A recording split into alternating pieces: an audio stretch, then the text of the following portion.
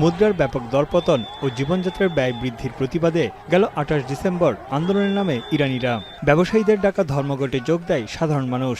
আন্দোলন ক্রমেই দেশটির ইসলামী শাসন ব্যবস্থার বিরুদ্ধে তীব্র আকার ধারণ করে। ধীরে ধীরে বিক্ষোভ ছড়িয়ে পড়ে রাজধানী তেহরান সহ ৩১টি প্রদেশের ৩ শতাধিক স্থানে।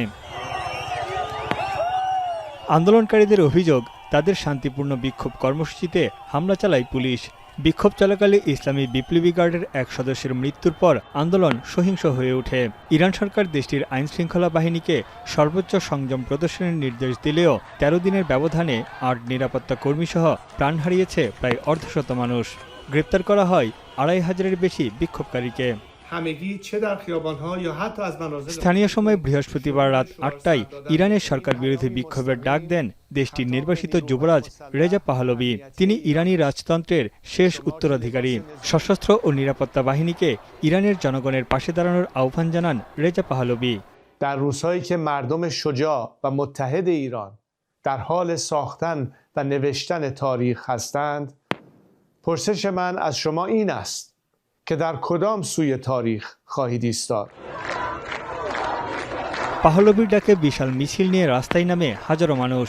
দেশটির সর্বোচ্চ ধর্মীয় নেতা আয়াতুল্লাহ আলী খামেনিকে উৎখাত করে রেজা পাহলভিকে প্রত্যাবর্তনের দাবিতে স্লোগানে ফেটে পড়ে তেহরানের আশেপাশের এলাকা।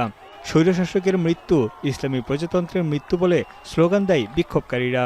হাজার হাজার মানুষের কণ্ঠে ভেসে আসে, স্বাধীনতার জন্য ইরানে এটিই হবে শেষ যুদ্ধ। বিক্ষোভ দমাতে ইন্টারনেট বন্ধের পর কেটে দেওয়া হয় ল্যান্ডলাইন ও স্যাটেলাইট সিগন্যালও। এক পর্যায়ে পুলিশের গাড়ি, সরকারি টেলিভিশনের একটি ভবন, গভর্নর অফিস সহ বহু সরকারি বেসরকারি স্থাপনায় আগুন দেয় বিক্ষোভকারীরা।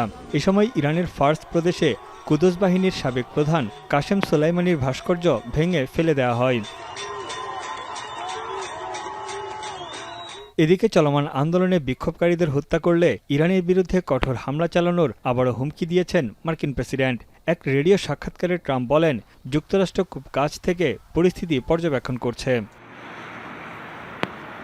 অর্থনৈতিক সংকটের কথা স্বীকার করে ক্ষুদ্র পরিসরে ভর্তুকি চালু করে ইরান সরকার। তবে এতে খুব একটা কাজ হয়নি। আন্দোলনকারীদের সঙ্গে আলোচনায় বসার প্রস্তাবও দিয়েছিলেন প্রেসিডেন্ট মাসুদ পেজেশকিয়ান। ইরান সরকারের অভিযোগ, আন্দোলনে ইন্ধন যোগাচ্ছে বিদেশি শক্তি। গেল ৩ বছরের মধ্যে দেশটিতে এটিই সবচেয়ে বড় আন্দোলন।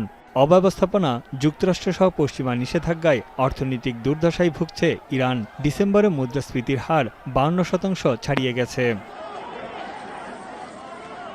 তানভীর চনি, এখন বিশ্ব। কালার এক্সপার্ট, জর্জ স্যাপ এবং মাইল্ড অন হ্যান্ডস টেকনোলজি সমৃদ্ধ অরিক্স ক্রিস্টাল ওয়াশ আপনার লন্ড্রি এক্সপার্ট।